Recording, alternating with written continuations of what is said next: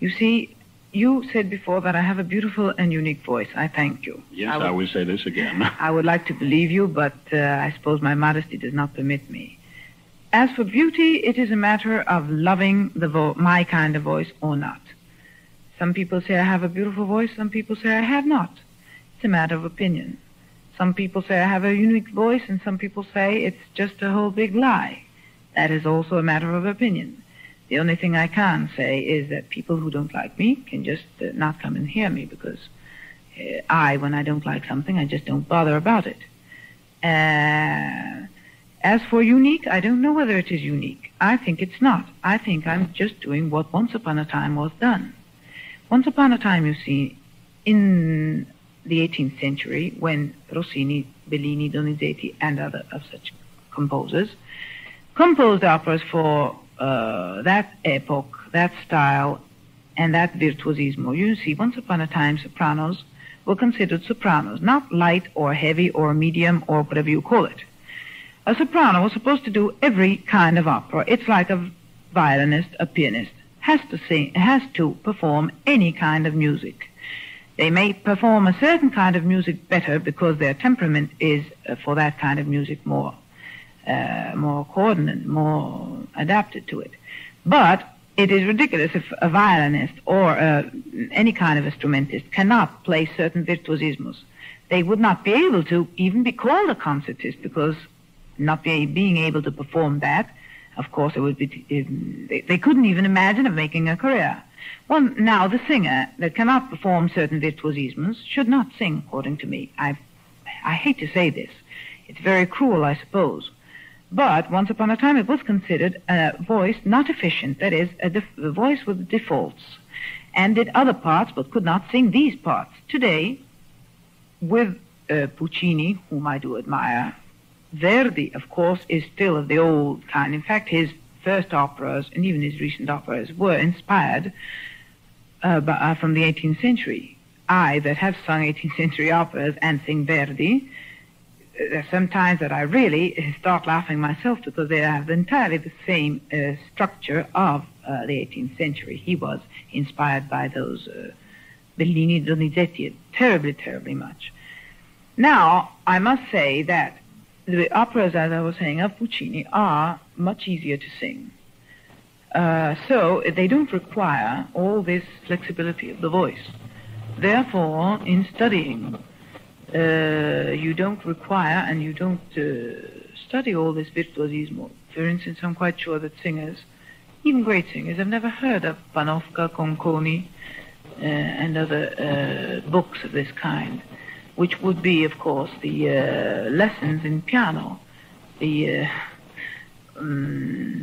don't remember whether it was Clementi and so forth and so on. I mean, anyone would know those preparations for great concert or great operatic music. The preparation of trills, the preparations of distances, of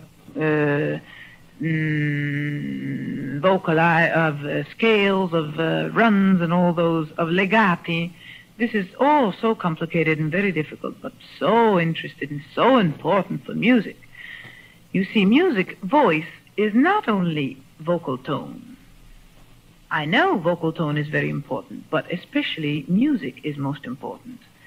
A great artist must do music and sacrifice lots of times vocal tone. Expression is important. If we do not use expression in certain things, then we are very mechanical. And being mechanical, we only should do then oratorio, or we should do scales and trills.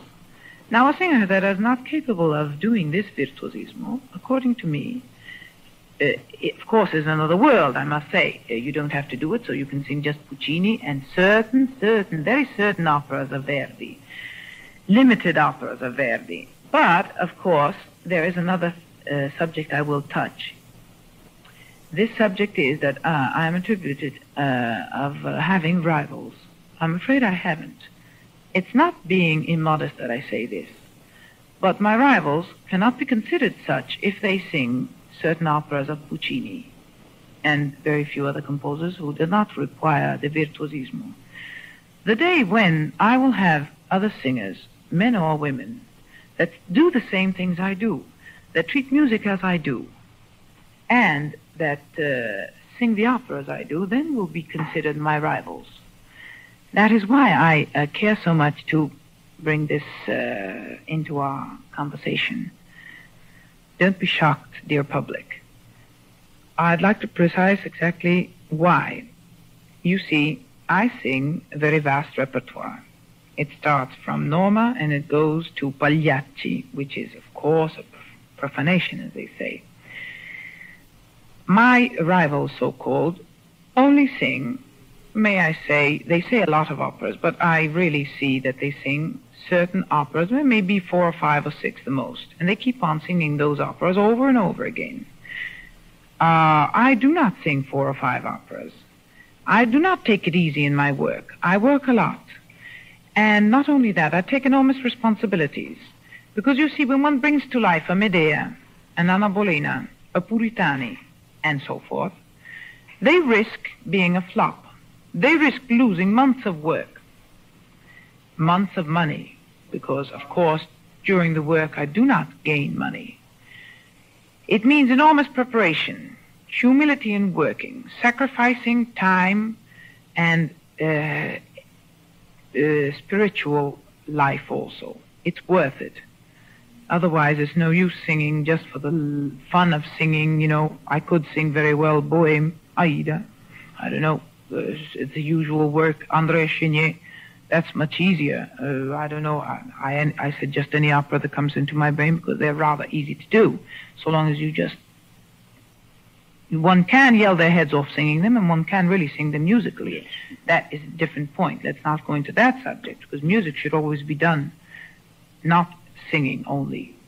But, as I say, the day that my so-called rivals will sing the operas I sing, will do the same things I do, on stage will act as I do, will sacrifice themselves as I do.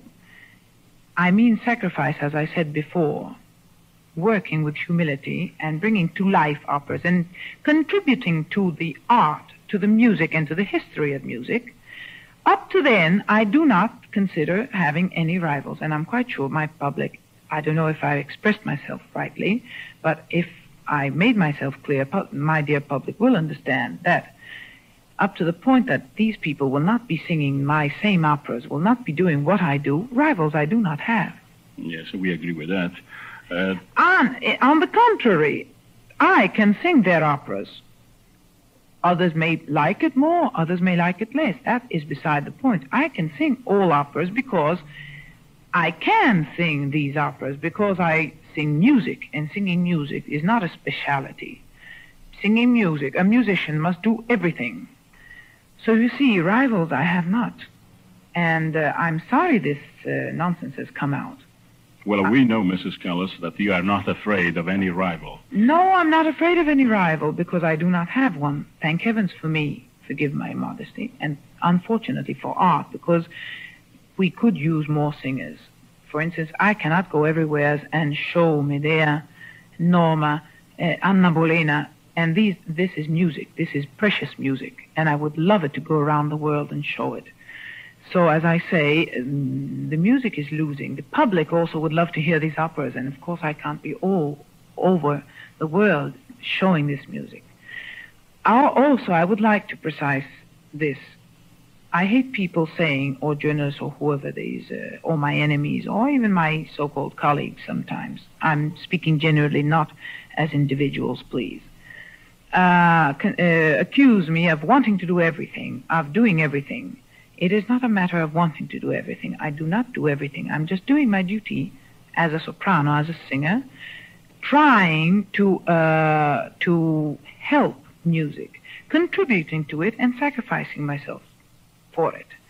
I have done, and I'm proud of it, and I will continue doing so. I would hope only that my colleagues, instead of talking so much, bothering so much about what I do, I wish they would bother about what they do and see what they do, try to do it better.